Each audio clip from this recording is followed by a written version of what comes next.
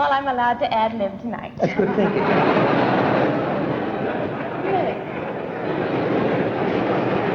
Shirley MacLaine is finally talking about the family problems now that she is 90 years old. The star just said the reason she and Warren Beatty haven't talked in years. He was called the beautiful one.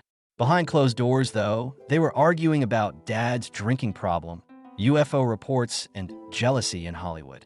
She now says what really ended their relationship, even though she knew she had greatly misjudged him. It's messier than anyone thought the shocking truth about Hollywood's most famous brothers. For Shirley MacLaine, April 24, 1934, was a very important day. Even though her family was middle class, they had big plans. Her dad, Ira Owens Beatty, was a psychology teacher, a school executive, and a real estate agent. He even liked to play music for fun. Kathy Corinne Beatty, her mother, was a theater teacher from Nova Scotia. The way she talked and loved the arts made her seem like a dream. She named her daughter Shirley Temple because she thought the girl would have a great life. When Shirley was a child, her family had a lot of rules and lots of creative ideas. Her dad was strict and often far away. Her mother pushed her to be creative, but she wasn't always there for her emotionally. Because they had high hopes for her, Shirley had to learn to be independent right away. Richard, her younger brother, was born in 1937. He would become a well-known actor and director in the future. Their relationship was both competitive and supportive, which shaped their lives in different ways. Shirley often said that she thought like an orphan. People in her family were busy, so she had to handle things by herself. She walked or rode the bus alone to school and dance class by the time she was 11. Different from most kids, these trips by herself gave her time to think about life. It was the middle of World War II, and money was tight. The family wasn't poor, but things were hard. That made Shirley feel heavy, and she knew she wanted more for herself.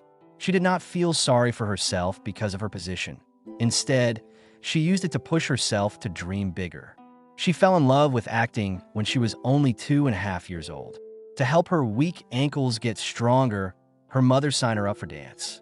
It started out as an easy way to improve health, but turned into something much bigger. She found solace in dance. It helped her stay on track and gave her a way to express herself. She was dancing with the Washington School of Ballet by the time she was 16. She put in a lot of effort and worked hard.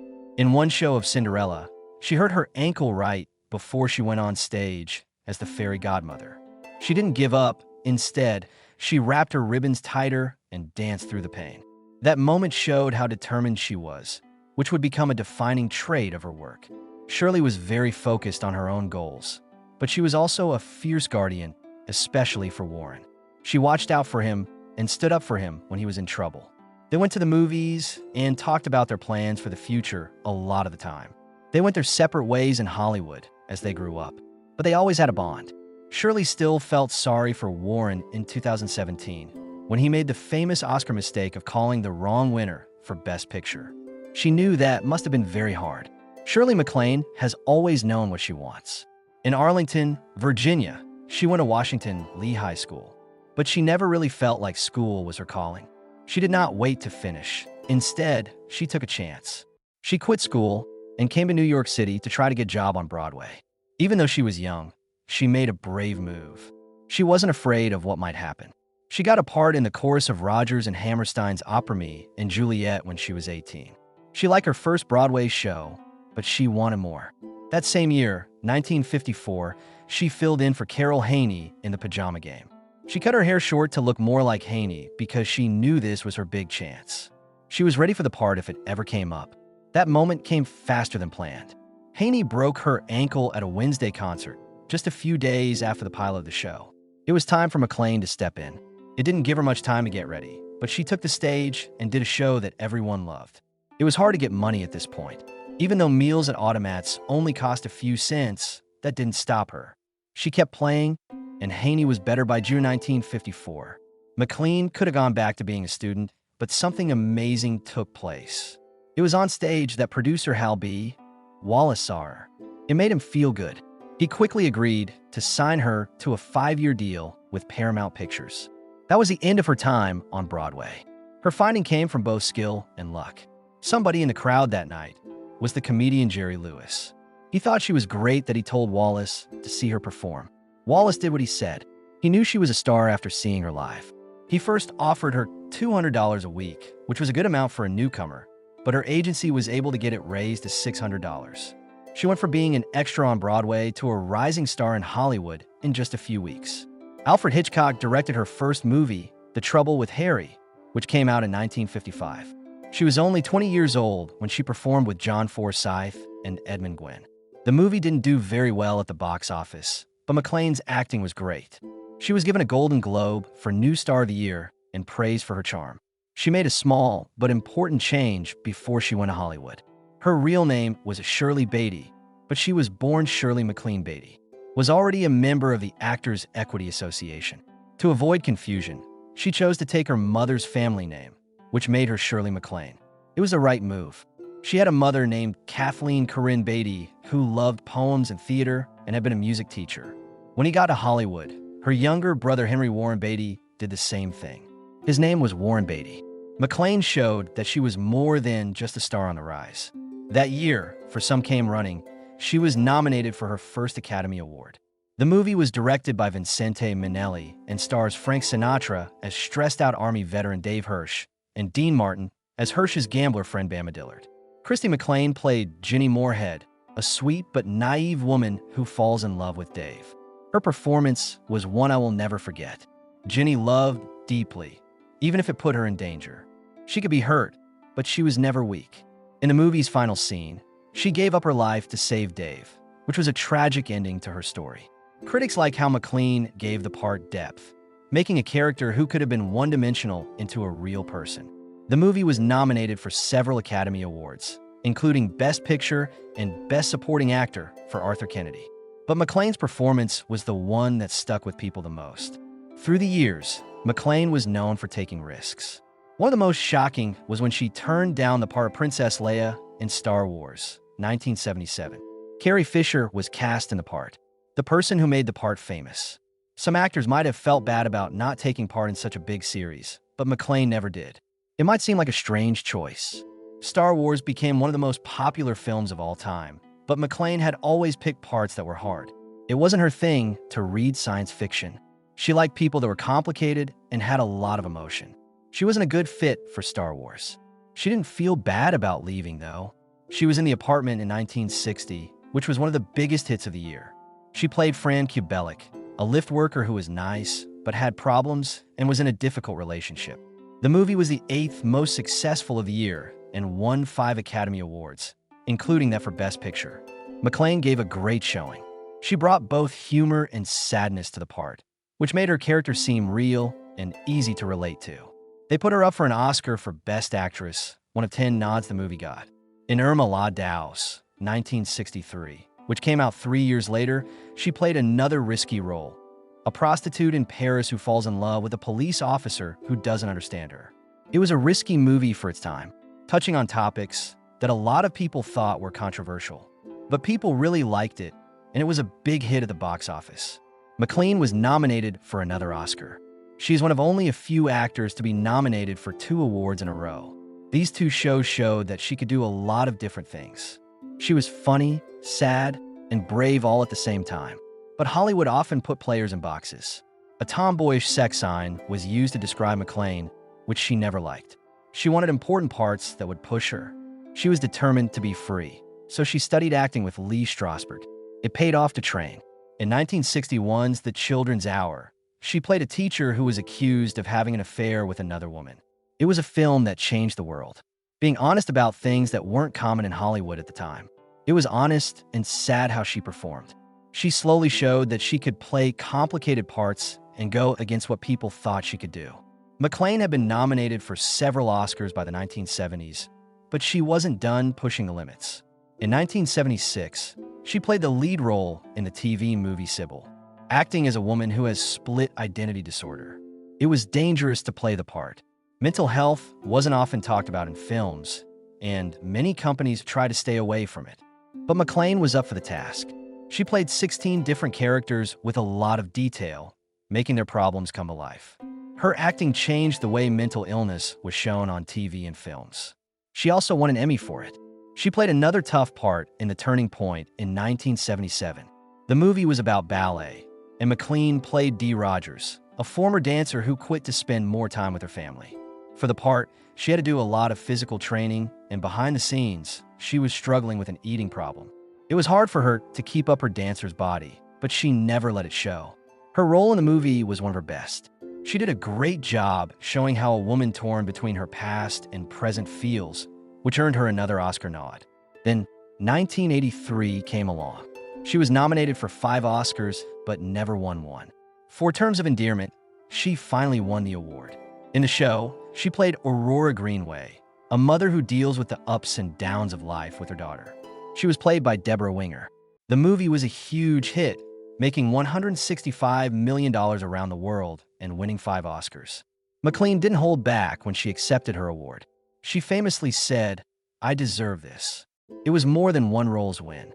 It took years of hard work, taking risks, and sticking with it in a field that didn't always give women over 40 a chance. In 1954, Shirley MacLaine got married to music director Steve Parker. The way they were together wasn't typical. Parker moved to Japan not long after they got married and quickly became well-known in Tokyo's expat community. MacLaine, on the other hand, stayed in Hollywood and built her business. They were together for almost 30 years, but they didn't live together for most of that time. The public knew about their marriage, something that MacLaine talked about in a very honest way. She later said that they had chosen to be together that way. They didn't act much like a pair, more like close friends. They agreed to live apart and see other people instead of getting married the usual way. MacLaine thought love wasn't about owning someone. She thought that possessiveness and jealousy hurt partnerships. Parker and she made up their own rules. She said, "I guess you could say we had an open marriage in 1954, but that was in a different life." At the time, this kind of plan had never been seen before, and when people found out about it, they were shocked. It made sense for MacLaine, though. She thought that the way they were living together was more stable than a normal marriage, and that it kept them together longer. MacLaine was also honest about the many affairs she had. They were married for 28 years, and during that time, she dated a number of famous men, including François Mitterrand, who later became president of France. He was one of the most interesting guys she had ever met, she said. Their relationship got stronger when she went to Europe, and they had deep conversations about things they both believed in. MacLaine didn't think of these affairs as betrayals at all. She and Parker talked about their connections with other people, and neither of them felt like they had to hide them. She didn't feel bad about what she did when she looked back. She thought that having personal freedom was important for mental growth. MacLaine liked being independent in her marriage, but it was hard for her to be a mother. Her daughter Stephanie Sachiko Parker is a Sachi, was born in 1956. MacLaine didn't raise her in Hollywood. Instead, she sent her to live with Parker in Japan. For many years, MacLaine balanced her work life with short visits, keeping involved from afar. She later said that being a mother was her most important job, but it wasn't her only job. But Sachi had a different point of view. My mom, Shirley MacLaine, wrote a book called Lucky Me, My Life With and Without. In her writing, she said that she often felt alone. She said that her mother's job and religious beliefs came before their bond. Many of Saisai's claims were not true, but MacLaine did say that it was hard to be a mother and pursue her goals at the same time. People talked about the adjustments women make when they have to choose between work and family in their story. Their marriage was open, but it ended in 1982. The reason wasn't the affair itself, but the fact that it was kept secret. After being together for almost 30 years, MacLaine found out that Parker had a child with a Japanese maid. She just couldn't accept this. She had always believed in being honest, so the fact that Parker lied to her about this hurt her. In that year, she asked for a divorce. Even after they broke up, she still said nice things about him, like the love of my life. Their breakup made people wonder if open marriages could really keep people from getting jealous and breaking up. Parker's cheating wasn't what MacLaine thought was important. It was that he had been dishonest. Even after many years, MacLaine still supported open weddings. She said that envy was a waste of time and energy in an interview in 2015, and said that love shouldn't be about being in charge. She thought that monogamy made people have unrealistic hopes, which often led to disappointment. She said that her open marriage to Parker was the reason it lasted so long. She didn't try to persuade anyone, but some people didn't agree with her. She just thought that people should think again about what love and commitment meant. Beatty and MacLaine both grew up in the same house, but went in very different directions. Shirley telling everyone about their family caused a lot of trouble between them. In her autobiographies, she wrote about her views on race and how much their father drank. Warren believed those stories were made up and that they should have been kept secret. Things didn't calm down after that. He was also very angry when Shirley made fun of his love life on an Oscar show. But Shirley felt bad about some things she did. She didn't think much of him when he was young.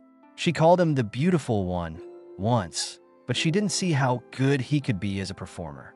It wasn't easy for Warren to get to Hollywood. Warren didn't talk about his own dreams, while Shirley went after dance, Broadway, and then films. When he was 17, he had a big realization while watching Shirley play the pajama game. That's when he understood how important performance was. He had goals, but he didn't tell anyone about them. As a child, he was more interested in sports and probably thought he wasn't really interested in playing. That changed when he was in Splendor in the Grass in 1961. He became famous because of the movie, which showed he was more than just good-looking. Warren had already made a name for himself as both an actor and a director by 1967. He directed Bonnie and Clyde, a movie that almost brought the two brothers together. Shirley was one of the top candidates to play Bonnie Parker, but when Warren chose to play Clyde himself, Faye Dunaway was brought in to replace her. They thought that having brothers who play lovers in real life would be too rude. The movie went on to become an important moment in movie history, nominated for 10 Oscars and winning 2. Later, Shirley said she wasn't angry, but she did wonder why she and Warren never worked together again. Inside and outside of Hollywood, they were very different people. Warren was famous for going on love adventures. He dated famous people like Madonna, Natalie Wood, and Julie Christie. Shirley, on the other hand, was interested in religion. She learned about karma, rebirth, and the world, and died in books like 1983's Out on a Limb. Warren couldn't seem to settle down, so she made fun of him by saying things like, he can't even commit to dinner. But when Warren finally married Annette Bening in 1992, Shirley was there for him the whole time. She said that Bening was the right girl for him and gave him advice that helped them stay together. Shirley MacLaine's path into philosophy began with something she didn't expect. She was in Washington, D.C. in 1952, where she saw a strange thing in the sky. That year was famous for UFO reports, when many strange objects were tracked on radar and seen by both pilots and regular people. Newspapers all over the country wrote about it, because it was such a big deal. For MacLaine, though, it was more than just a story. She saw the world differently after that moment. She began to doubt everything after seeing that. Was there more to life than what people could see and feel? Could people be linked to something bigger? She thought about these questions for a long time, which led her to study psychology and New Age ideas. She said she had seen more UFOs at her home in New Mexico. She said that these events were very sacred. She thought that aliens weren't just guests from other worlds. They were part of a bigger truth about where people fit in the world. It was dangerous to talk about UFOs or reincarnation back then, especially if you were a Hollywood star. A lot of actors stayed away from things that might make them look weird or hurt their jobs. It didn't bother MacLaine. In conversations and in her books, she was honest about what she believed. She talked about meditation and something she thought of as superconsciousness, which she thought linked all living things. Some people thought she was brave, while others thought she was funny. Funny people on late nights made fun of her ideas. People thought she was strange, but that didn't stop her. Not only did she act, but she also wrote well. She wrote more than 15 inspirational books over the years. Out on a Limb, which came out in 1983, was one of the best known. Part memoir, part look into past life regression treatment, trance channeling, and coming back to life. She wrote about how hypnosis sessions brought up memories of past lives. She thought she had been a monk in Asia in the past. She used to live in India with elephants in a past life. She also wrote about a strange man named David who was based on real people who helped her on her spiritual path. He helped her think deeply about life and love through their talks. Over 1.2 million print copies of the book were sold, making it a big hit. But more people were critical of it too. A lot of people believed her stories were not true. Funny people used her as a joke. But for some people, the book changed their lives. Because Out on a Limb was so popular, ABC made a 5-hour miniseries about it in 1987. Millions of people watched on TV as MacLaine talked about her spiritual journey. She was no longer just an actor. She was now a major figure in New Age thought. The things that happened to her in past lives got even stranger. She said that she remembered living in Atlantis while she was under hypnosis. She thought she had been there when it went down in the water. She said that the disaster happened because people were greedy and abused their power. She said that these memories were given to her by aliens, whom she called star people, and told them that Atlantis was once a strong energy hub for Earth. She also thought she had been a mistress in China a long time ago. Through regression therapy, she talked about the rituals, daily life in the palace, and mental struggles she faced in that lifetime. She thought about these past lives as more than just memories. They talked about parts of her nature and her relationships right now. She thought that what people did in past lives made them who they are now. Some people did not believe her. A lot of people thought her claims were crazy, but she claimed that memories from past lives were real. She saw them as lessons that could help people figure out what their life's meaning was and how all souls are connected. Not everyone who disagreed with her did so in public.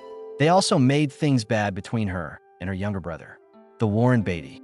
He was a big star in Hollywood and was known for being smart and useful. He wasn't interested in spiritual things like she was, and that made things difficult between them. He is said to have called her ideas cosmic nonsense at one point. Because of the statement, there was a short-term rift. There were more problems in their relationship than just religious ones. Both of them were well known. Professional competition was one reason they were so far apart. They didn't work together very often, and they didn't talk to each other much in public. But as time went on, their relationship got weaker. Later, MacLaine said she knew why her brother wasn't sure. She thought that each soul had its own path, and hers was just different from his. It has only been done once in Hollywood history by Shirley MacLaine and Warren Beatty, who were brothers. They each had different jobs, but they all found a way to leave a mark that will last. The 1984 movie Terms of Endearment, which starred Shirley, won her the Best Actress award. People really felt what she was feeling as Aurora Greenway, a strong-willed mother dealing with love and loss. At the time, the movie was a huge hit, making over $108 million. Warren got the award for Best Director in 1981 for Reds, an epic movie about a reporter named John Reed. 12 Academy Awards were given to it, and Warren was nominated for starring, writing, directing, and producing. Almost no one else in Hollywood has ever done this twice in their career, but he did it twice. They have been nominated for 20 Oscars between the two of them, 14 for Warren and 6 for Shirley, making them Hollywood royalty for life. Their wealth comes from having long and carefully built jobs. Shirley has made a lot of money over the years from acting, writing, and even spiritual training. Her net worth is thought to be $50 million. In 1960, she was in The Apartment, and in 1989, she was in Steel Magnolias.